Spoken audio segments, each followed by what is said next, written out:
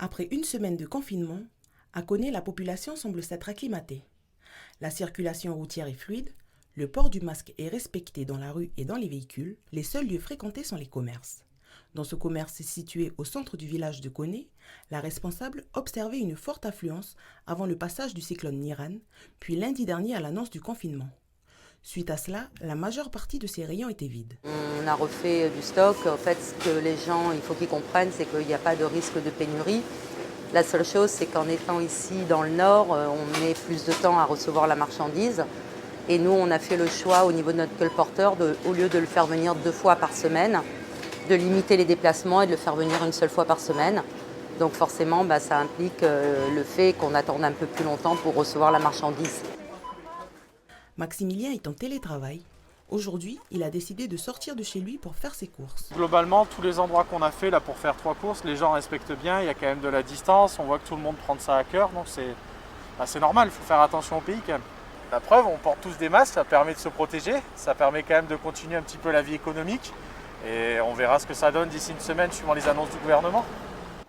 Concernant les masques, sur la zone VKP, 3 pharmacies sur 4 ont été réapprovisionnées aujourd'hui. Les masques chirurgicaux sont vendus aux clients par lot de 10 maximum pour éviter toute pénurie.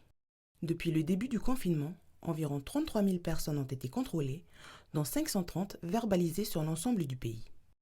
Il y a 10 comme ça pour le squat de la coulée et 10 pour le squat de Caméré, et ici, et 20 les boîtes de carottes. Près de 1000 litres de lait et 500 kg de boîtes de conserve ont été distribués dans les squats de la Coulée et de Caméré. Une opération alimentaire menée par la société Saint-Vincent de Paul avec l'appui logistique de Zero Waste Pacifique. Une solidarité primordiale pour les 20 familles du squat Kosovo durant le confinement.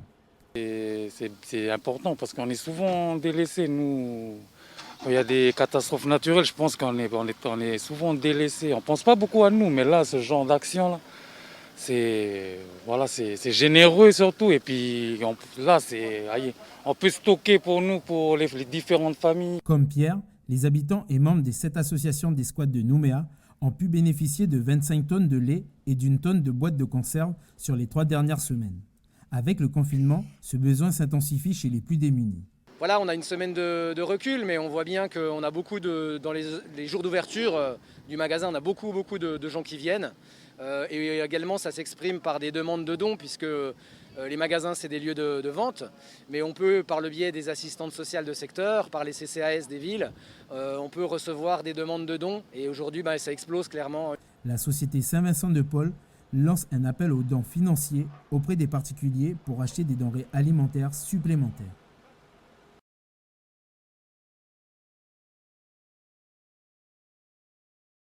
Pression au travail, discrimination contre ceux qui ne souhaitent pas se faire vacciner contre la Covid-19, des pratiques illégales qui pourtant font partie du quotidien du personnel médical.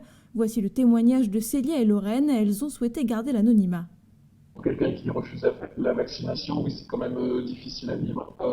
Voilà, il y a des passages dans les couloirs, c'est comme ça, il reste des doses, faites-vous vacciner, on vient toquer à toutes les portes. Donc après, si tu dis que tu n'es pas d'accord, voilà, c'est le cirque qui recommence. Tu travailles au CHT, tu seras obligé. Donc en plus, il y a une grosse forme d'intolérance sur le fait de ne pas être d'accord. Les plus petites structures ne sont pas épargnées. Ce document, distribué dans un EHPAD, stipule que les infirmières extérieures à l'établissement ne pourront travailler qu'avec un certificat de vaccination. Le cas de figure n'est pas unique.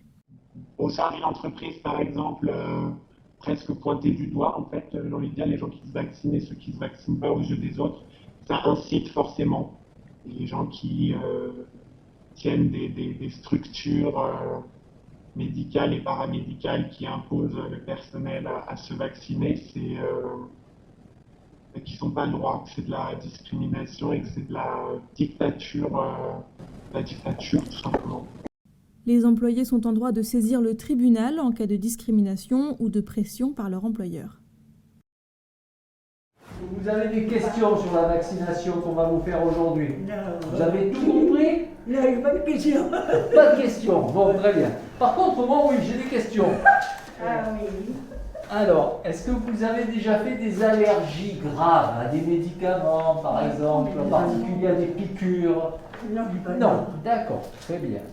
Avant de se faire vacciner, Marie-Estella doit répondre à ce questionnaire. Du haut de ses 90 ans, elle fait partie du public prioritaire à la vaccination. Voilà, donc là, vous allez venir avec moi. On va faire la première injection. Voilà, passez à droite.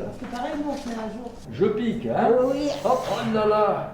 Une fois cette première injection faite, Marie-Estella doit attendre ici pour une observation de 15 minutes.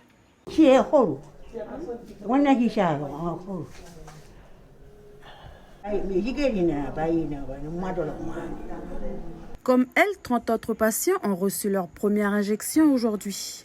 Ils se disent satisfaits d'avoir été vaccinés. Pour Émile, 74 ans, l'attente a assez duré. Je sens protégé à 100% quand même. Depuis que j'ai eu Pour moi, je sens que cette piqûre est bien pour tous ceux qui... Surtout nous, les diabétiques. Alors, on reçoit ce vaccin, parce qu'on attrape facilement ce Covid-19, hein, si on ne fait pas attention. La vaccination continue demain pour les personnes prioritaires à Canala. Les vaccinés de ce jour recevront leur deuxième injection le 7 avril.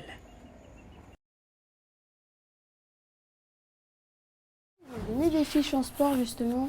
Ah oui. C'est des exercices. Tu les fais les exercices à la maison? Non, en fait non.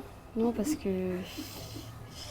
là je n'ai pas encore vu la feuille. Je venais de voir ce matin qu'il y avait la feuille d'exercice.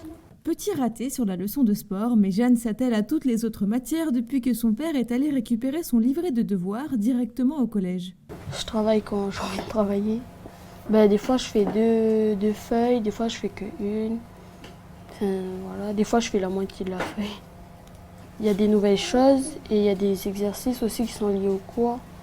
Puis sinon, c'est pas trop difficile. Parce que j'ai une tantine qui m'aide beaucoup, une grande sœur à moi. Elle m'aide beaucoup, du coup c'est facile pour moi.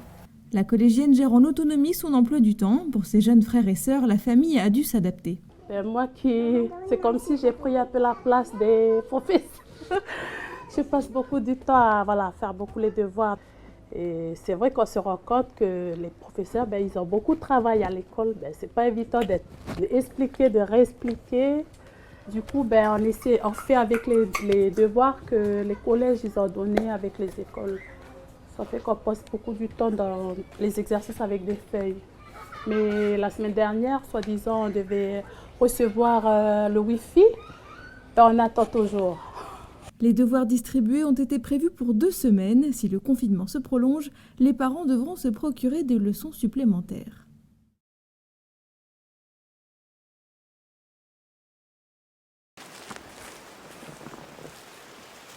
Bonjour Louis. Bonjour. Ça va? Ça va. Alors, comment ça se passe à la tribu de Népou? À la tribu de Népou, tout le monde est confiné. Hein. J'ai vu ce matin en passant, tout à l'heure, il n'y a personne à la maison commune. Hein. Oui. Les gens respectent. Hein. Oui. Ça porte nos fruits, ça porte les fruits, oui. sachant qu'on avait donné des instructions, depuis quelques jours. On s'aperçoit que la population est réceptive, et c'est le principal. Hein. Le fruit d'une collaboration étroite entre les coutumiers de la tribu et les gendarmes. Ces derniers ont pour mission principale d'assurer la sécurité et l'ordre public. En Nouvelle-Calédonie, comme dans plusieurs pays d'outre-mer, ils doivent s'adapter aux spécificités et aux particularités locales. En tribu, on n'y va pas forcément pour verbaliser, c'est surtout pour informer les gens et puis les inciter à porter ce masque. Et la population accepte notre présence, bien sûr. Et on y va aussi avec les coutumiers qui sont derrière nous. On a de la chance aussi, c'est pas la première fois qu'est arrivé ce confinement. Ça fait la deuxième fois, on a pris l'habitude de la première fois pour refaire cette fois-ci. D'ailleurs, une manifestation religieuse en lien avec la Pâque devait se tenir dans la tribu de Népou le 3 avril prochain. Suite aux mesures de confinement, les coutumiers ont décidé de l'annuler. En plus de cette proximité avec les populations et les responsables locaux, les gendarmes opèrent des contrôles routiers plus importants en cette période.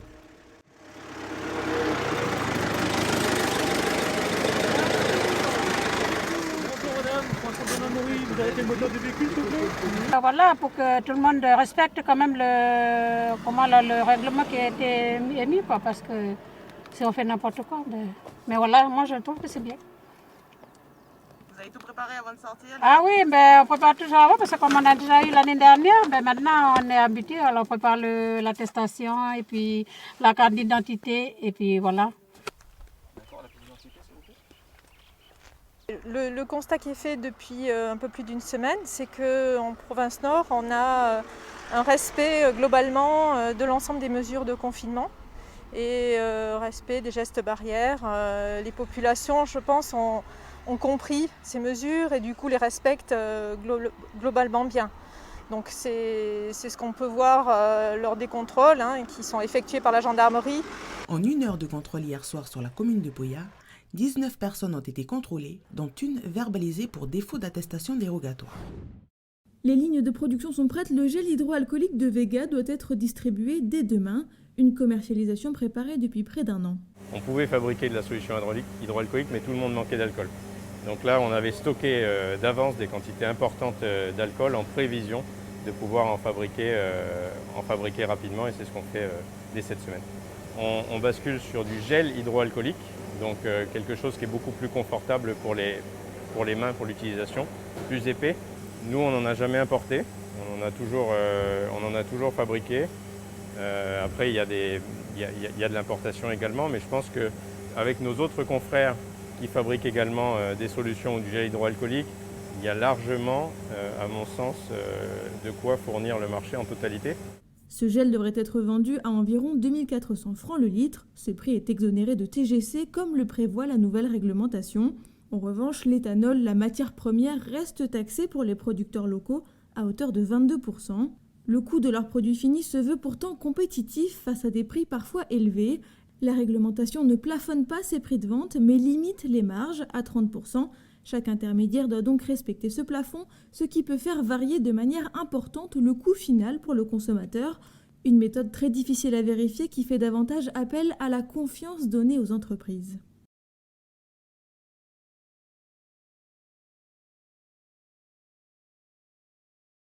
File d'attente et sens de circulation, il fallait être alerte ce matin pour la réouverture du marché du Mont d'Or, des mesures de bon sens familières des clients.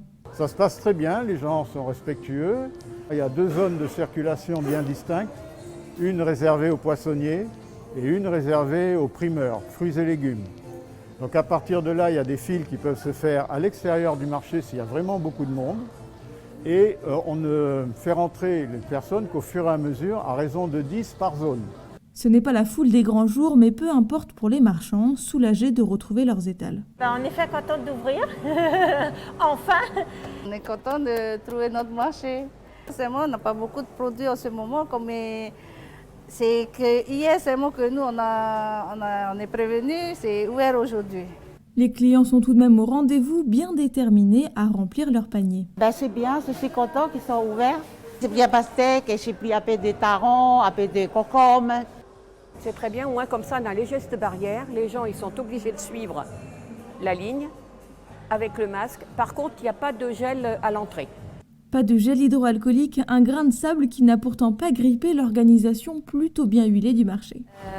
Je rappelle que voilà, tout ce qui se dit ici, ça reste confidentiel. Alors, par rapport à la schizophrénie, qu'est-ce que ça t'évoque, le repli sur soi? Qu'est-ce que c'est Ouais, quand tu restes dans ton coin. Et ça fait partie des symptômes de la schizophrénie. C'est ça. Symptômes, causes ou encore émotions. Ce sont les thèmes abordés durant ces 2 heures d'atelier dispensés dans le cadre du programme SCISDI. Hélène a 21 ans. Cela fait près d'1 an qu'elle a été diagnostiquée schizophrène. Ces ateliers sont une bulle d'air pour la jeune femme. C'est le médecin référent qui m'en a parlé et qui m'a proposé de faire SCISDI. Parce que c'est un plus pour moi pour travailler sur la maladie et je me sens moins seule. Le programme SCISDI se déroule sur une période d'1 mois et demi. Au total, 7 séances de 2 heures sont proposées aux patients et leurs familles. Alors d'apporter des connaissances sur la maladie, de manière à ce que le patient puisse mieux s'approprier sa maladie, faire la paix un peu avec lui-même, comprendre que les troubles qu'il vit, qu'il ressent sont dus à une maladie et ne sont pas de son fait ou voilà, d'une chose étrange qui lui arrive. Et pareil pour les familles, qu'elles puissent mieux comprendre la maladie, être du coup plus aidantes. Et l'intérêt de ce programme aussi, c'est qu'il regroupe les patients et les familles. Et du coup, ça donne vraiment un regard croisé, puisqu'il y a le regard de la personne qui le vit de l'intérieur, le regard des familles qui le vivent au quotidien en le regardant, et puis le regard des soignants qui apportent aussi certaines informations. Avant la création de ce programme, aucun accompagnement de ce type n'était proposé aux patients et aux familles. Depuis sa mise en place en 2013, le programme a accueilli 13 groupes de parole.